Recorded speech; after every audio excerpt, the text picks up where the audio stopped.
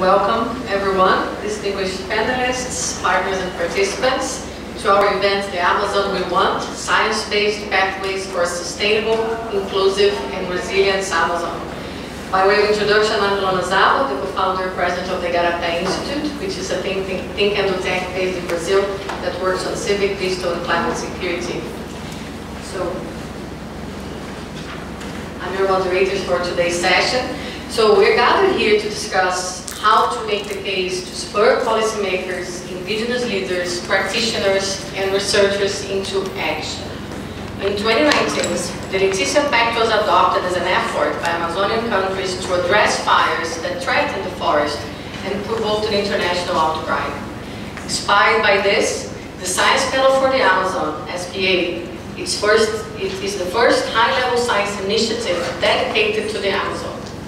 The panel consists of over 240 scientists, with 65% from Amazonian countries, including indigenous scientists, and consisting of over 42% of female scientists. Last year, the Science Panel received global attention from scientists, the media, and policymakers through the launch of the 2021 Amazon Assessment Report at COP26 in Glasgow. The report is the first comprehensive accounting of the Amazon of its kind. It has been referred to as Encyclopedia of the Amazon. In addition to describing the scale of the challenges facing the Amazon, it also sets out a host of bold recommendations to promote conservation and sustainable development. So have these urgent actions been prioritized? What is at stake if we do not implement them? So that's why we're here to find it out. So for today's sessions, we have an outstanding and renowned group of speakers who will explore how can we work together and invest in the Amazon so the world can truly stand in the forest and sustainably invest in a major climate asset, bringing good development for the region. So let me just set the agenda for the day. We'll start with Professor Jeffrey Sachs, professor at Columbia University, president of the UN Sustainable Development Solutions Network, and convener of the Science Panel, who will speak for us for 10 minutes. We'll then turn to Dr. Carlos Nobre, Dr. Dolors Armenteras, Dr. Marina Hirota, and Dr. Adalberto Val, who will speak about the importance of the Amazon to the region and to the world, the threats it's currently facing, the possibility of reaching a tipping point, as well as about the possible solutions for the region. So we also hope to get to a Q&A, so please prepare your questions, and I think Isabella will help you. Just raise your hand and she'll get, Isabella's right there, she'll get with you. So with that, I'll just open the floor to Professor Sachs. Thank you so much. Thank you. Thank you very much for the event today. Let me tell you how this science panel got started very briefly. The Brazilian Space Agency issued a report in the spring of 2020 that the forest fires were running at an unprecedented rate. The next day, President Bolsonaro fired the head of the Brazilian Space Agency. That's the nature of politics right now. I thought that's pretty outrageous and also pretty stupid, because Bolsonaro, who is pretty stupid, unfortunately, I have to say, not politically, I'm just speaking about his level of understanding, didn't understand that scientists know what's going on, and you could fire the head of the Brazilian Space Agency, but it's not going to stop the information. And so we needed the information to continue to flow. Now, the Amazon is blessed with an incredible group of scientists, and I think the dean of Amazon science is Carlos Nobre, without question, one of the world's great scientists and world's renowned scientists, and somebody who has told us more about the dynamics of the Amazon and the risks in the Amazon than anybody else on the planet. So I called Emma Torres, my colleague, and we called Carlos and said, Carlos, what should we do? Would it be possible to convene a group of scientists? And he said yes, and he accomplished it, and he and 200 or so colleagues have produced the most comprehensive report. Now, why do we do this? And for that, I just want to refer to the title of this event, which I like very much in all particulars, because it goes to the essence of what the science panel for the Amazon is trying to do. So let me just parse the title, and then I will turn it over to the people who really know about the Amazon. First, the Amazon we want.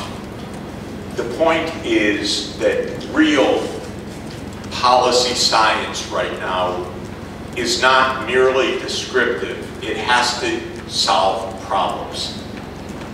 When you have a medical school, for example, you don't have professors who say, very interesting, those diseases. It's just fascinating. We understand how to watch people die.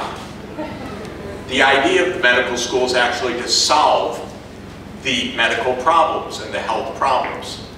When you have a school of public health, it's not, we're the greatest experts in how pandemics run wild and kill lots of people. It's, we have expertise in what to do.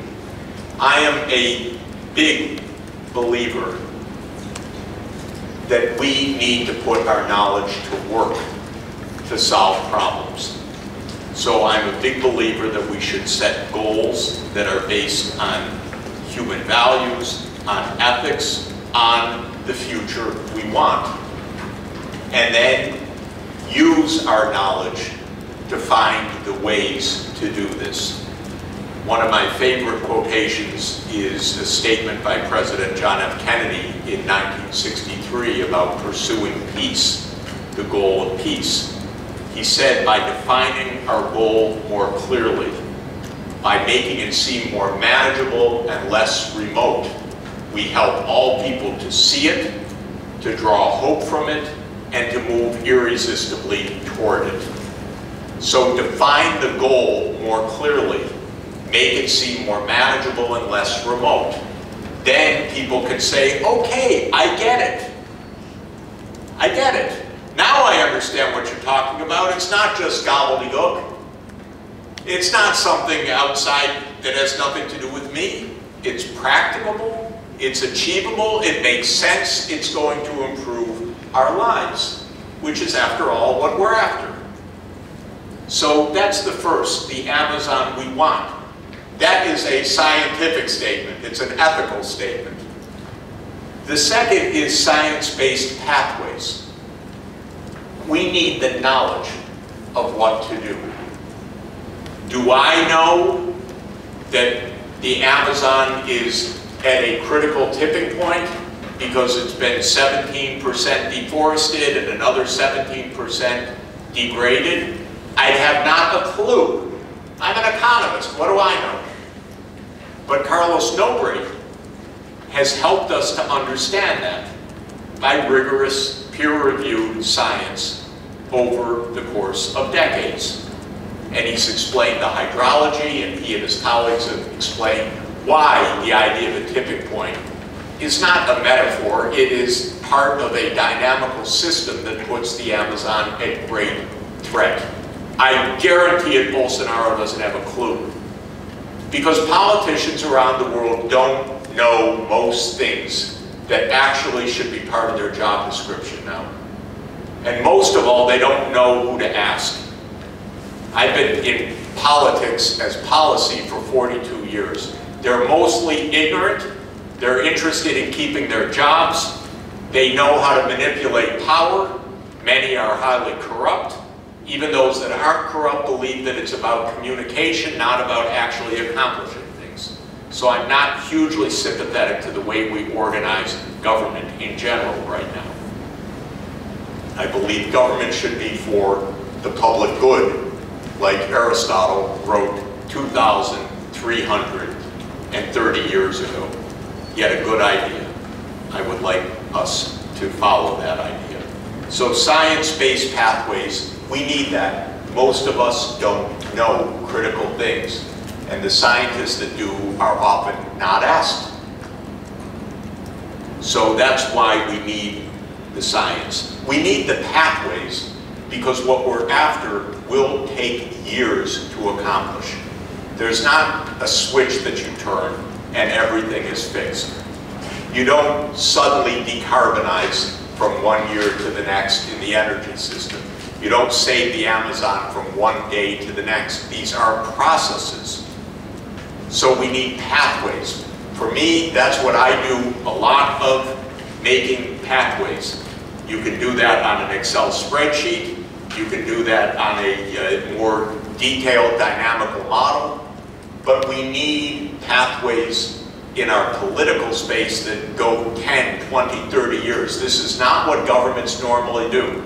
These are time horizons longer than normal government. Okay, that's the pathways. Then what are the goals? Sustainable, inclusive, and resilient. That is sustainable development. Sustainable development is both a way of systems thinking and it is a set of principles about the kind of future we want on this planet. And the pillars of sustainable development are four. First, we want material well-being for people because poverty is really suffering. And it is not just a casual thing to say, okay, what difference is economic growth and so forth. We want economic development, especially in poor places, because that makes lives better. Second, we want social inclusion, because market systems do not lead to social inclusion. Markets are designed to let the poor die. In fact, it was part of laissez-faire philosophy. Too many people, Malthusian elimination. Well, that's not good economics, but it is about laissez-faire. And Britain, which invented the laissez-faire economy, even though it's a French term, left a lot of people to die in a lot of places over the 200 years of the British Empire. It left people to die in India during the El Nino-induced famines. It left people to die in Ireland during the potato famine of the 1840s. But it did it ideologically, by the way. It said, don't intervene. If you intervene, you'll just make things worse. The poor are a burden. Don't intervene. So we want inclusion as a moral principle, and we understand that a market system by itself is not going to deliver that. Markets can deliver many good things, but they will not by themselves deliver social inclusion. And we need environmental sustainability, the third pillar of sustainable development. Material progress, social inclusion, environmental sustainability. And the fourth pillar, and I'll end here, is peace and cooperation. Something the United States needs to learn. Because the US has been the most violent country in the world in the last 30 years. More than 100 military interventions. And so when we're talking about war, it's on all parts of these major powers. They've got to stop. The Ukraine war could end with negotiations, and it needs to. And it could end quickly with negotiations. We don't need to expand NATO into the Black Sea region. We can find a way of mutual regard and peace. We don't need a war in East Asia, but we're aiming towards one right now, it seems, inadvertently or inadvertently. We need to cooperate on the issue we're here today to discuss, on saving the Earth, saving the major biomes of the world, whether it's today in the Amazon, or we could have had a meeting today on the mega flooding in the Himalayan region right now, which is killing thousands, also has roots in climate change and deforestation, and also needs a science panel for the Himalayas, something I hope that we can help to promote, because the same science-based pathways for sustainable, inclusive, and resilient Himalayan region is also important, and for the Congo Basin, and for other ecosystems in the world. So let me stop here just to say I could not be more thrilled with how Carlos and his colleagues have led this process. They've done a magnificent job. We count next month on the start of the ability to implement it. I'm speaking politically. In Brazil, first and foremost, and I think throughout the region, there are many new presidents in the Amazon basin countries that are ready for a new approach, and thank goodness the science panel for the Amazon is pointing the way. Thank you very much, and apologies that I have to run because I have an interview starting in just a couple of minutes. Thank you. I am Adalberto Val. I am a scientist with the Brazilian National Institute for Research in the Amazon. It's located in Manaus, the capital of the state of Amazonas. The Amazon is a quite large area, spreading all over the north part of South America. The conservation, social inclusion, and better income for the people living there depends on science, technology, and education. So we have to have a cooperation among all countries in the north part of South America, the Amazonian countries, to improve the science, technology, and education there. So now, to provide some initial remarks on the Amazon as a critical element of the Earth system, I have the pleasure to invite Dr. Carlos Nobre, co-chair of the science panel and senior scientist at the Institute of Advanced Studies at the University of São Paulo. The floor is yours. Would you like to stand up?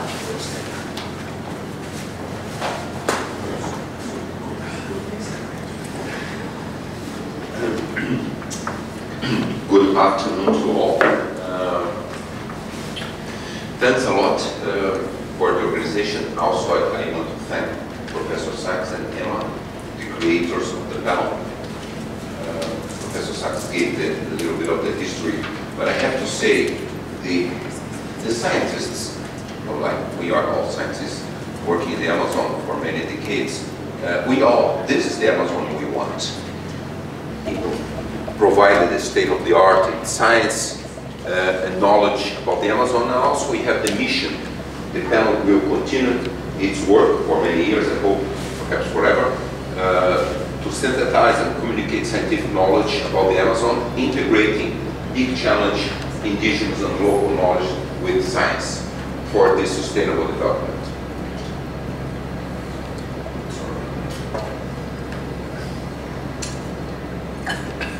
I go back one slide. Yeah, I just want to say, fortunately this time, I will only talk about the nice things about the Amazon. And then my colleagues here, Dolors and Marina, will talk about the risks, the changes, what's going on with this part. But when we look at 12,000 years of indigenous humans living in the Amazon, always for the indigenous people, the Amazon is a green. And one of my students did a PhD on dolphins, whether river dolphins, and the effect on populations of river dolphins on certain dams is really being of a very high impact. Anyway, one thing we have to do is known as dialogue about what drives this. And the international demand of certain commodities is something that we often ignore as well. So we have to discuss. This is just an example of, it might be not updated, but it's just an example of beef supply from Brazil. But just to show you that I don't talk about Brazil only, also an example of palm oil from Colombia. Colombia is one of the biggest producers of palm oil, 500,000 hectares of palm oil, and some of it was as a result of a forest loss in some of the areas. I'm going to start with rainfall-related tipping points. So how much water we need to fall from the sky and when it needs to fall from the sky for us to keep the forest functioning well. And then in here, I cannot show you, but in colors, in dark green, we have forest deterministically. So it has so much rainfall that it's stable and strong, just with rainfall, not considering all the other drivers we talked about already. And then the dark orange and the green, the light green, are the ones that are less stable. They can turn more easily into a non-forest state from forest state, especially the light green. So these are the places where we can have, in the future, the more likely turn into a non-forest state. Okay. So in here, in terms of the values, yes. So we have between 1,000 and 2,000 millimeters a year, and the dry season, and Carlos talked a little bit about the length of the dry season, less than 7 months. So we have more than 7 months, sorry, and less rainfall than 1,000 millimeters a year. We don't have forests at all.